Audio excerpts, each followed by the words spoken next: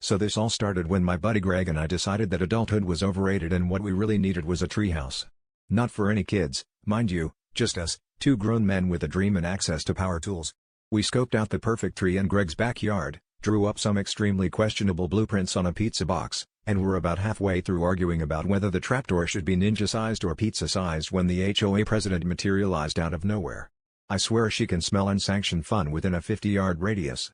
She informed us, with the solemnity of a judge sentencing us to life, that treehouses were strictly forbidden in the neighborhood. Something about property values and aesthetic cohesion, but I think she just hates ladders. Now, for most people, that would be the end of the adventure, but Greg is what you might call creatively stubborn.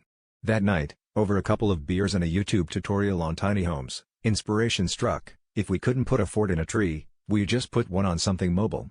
The next morning, we raided his garage for plywood, old curtains, and a suspicious number of pool noodles, and by sundown, we'd christened his old F-150 the Fort Truckington.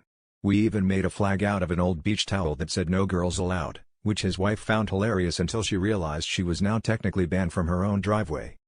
The first sign that things had gone off the rails was when the neighborhood watch group started following us. It turns out, a pickup with what can only be described as a shantytown chic playhouse in the bed attracts attention, especially when it's cruising at a stately 12 miles per hour down Maple Lane. We waved at them from our lawn chairs, which were zip-tied to the truck bed for safety, and Greg honked the horn to the tune of Yankee Doodle. By the third lap around the block, Mrs. Kravitz was on the phone with the HOA again, and Mr. Patel was taking photos like he was auditioning for National Geographic.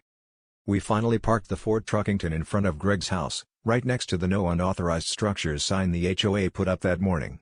That's when the president stormed over, demanding to know what on earth we thought we were doing. I just shrugged and said, "Hey, we didn't build a treehouse, this is technically a mobile fortification." She didn't seem amused, but as Greg pointed out later, at least now we're only violating traffic laws instead of property codes. And that's how we learned: when life gives you lemons, just build a lemon mobile and drive it in circles until the neighborhood watch gets dizzy.